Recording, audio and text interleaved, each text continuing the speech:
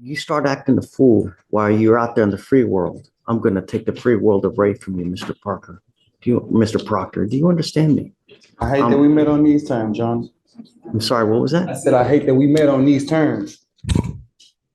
You only have assumptions about me. One more, I'm going to put you in jail. Mr. Proctor, you're charged with interference with the duties, interference with the emergency request for assistance.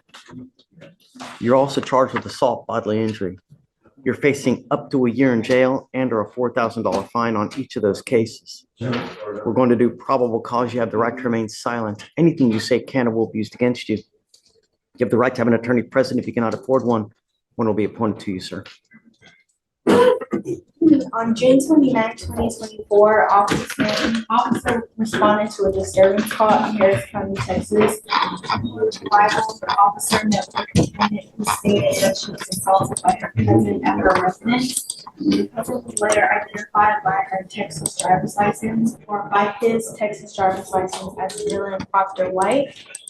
The complainant stated that she was using the restroom when the defendant came into the residence and began banging on the restroom door. The complainant stated that she got up and opened the door and the defendant was angry at her. The complainant stated that the defendant got in her face and told her that their grandma needed to use the restroom.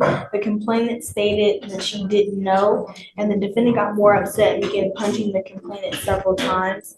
The complainant stated that she put her arms up to block the punch from hitting her face, and she told the defendant that she was going to call the police, to which the defendant grabbed her phone and prevented her from calling the police. The complainant stated that their grandpa came in and broke up the disturbance. The complainant stated the defendant left the scene with the grandpa and the grandma.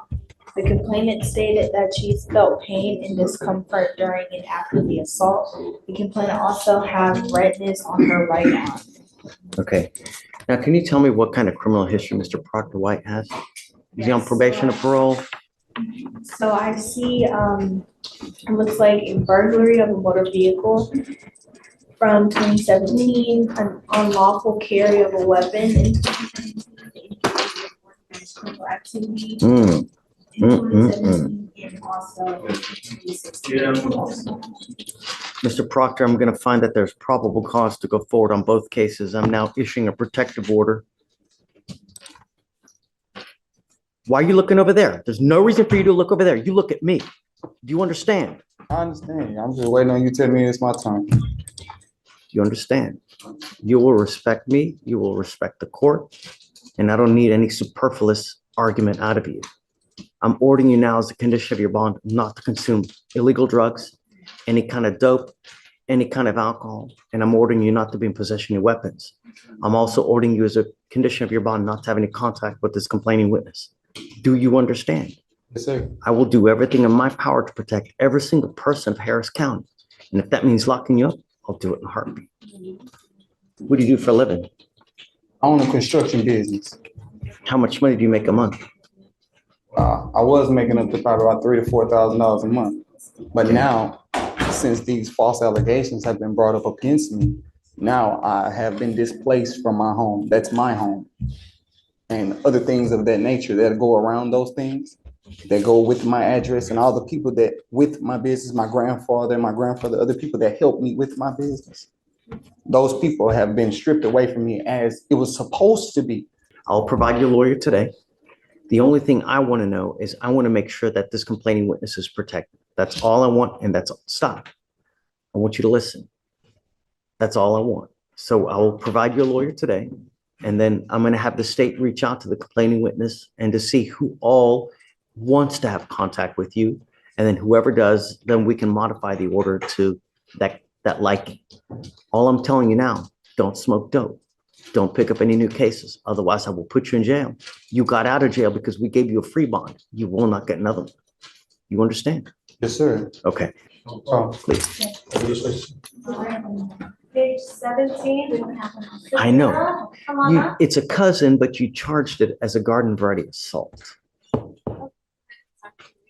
saw that. And because I really would like to do a MOP in this case.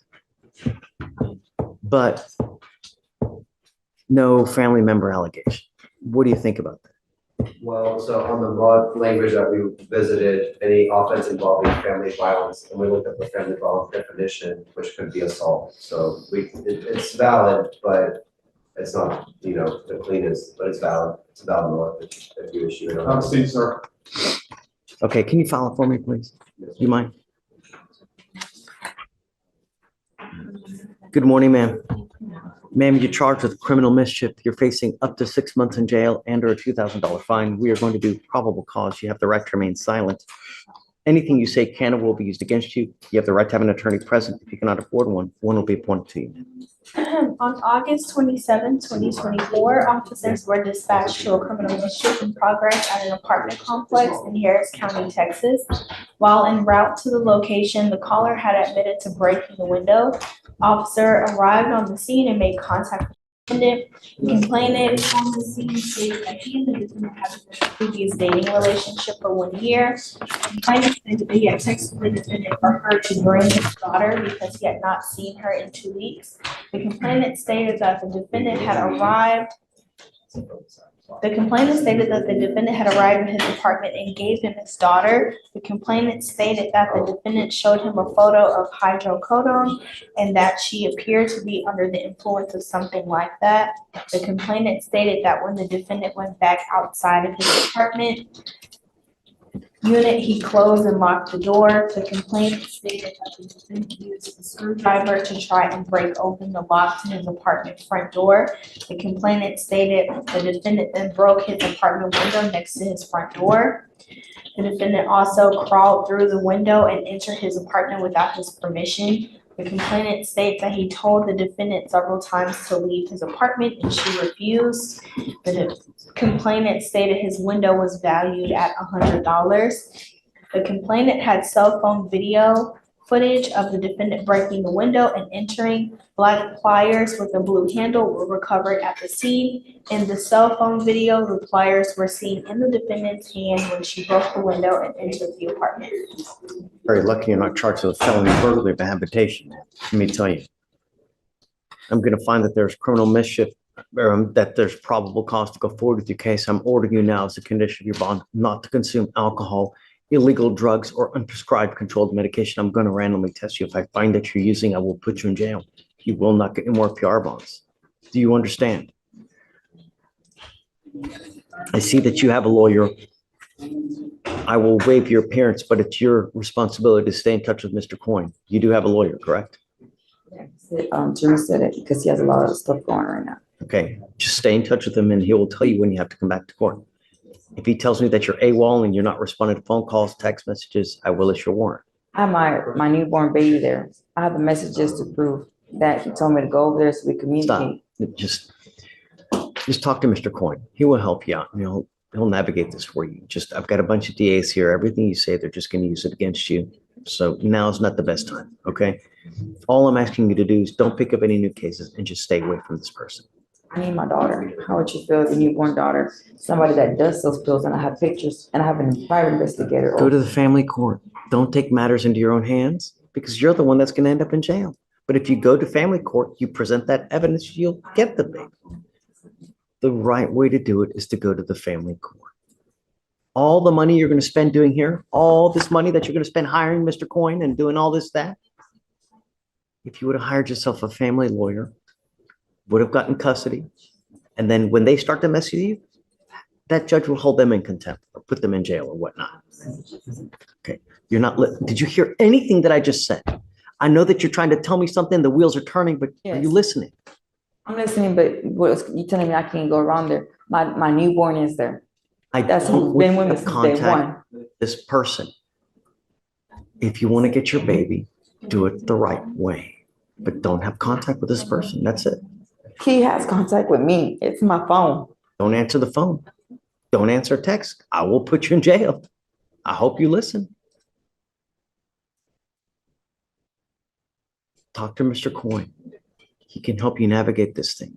But what you need to do is you need to get your a custody order, or if he's got custody, get a visitation.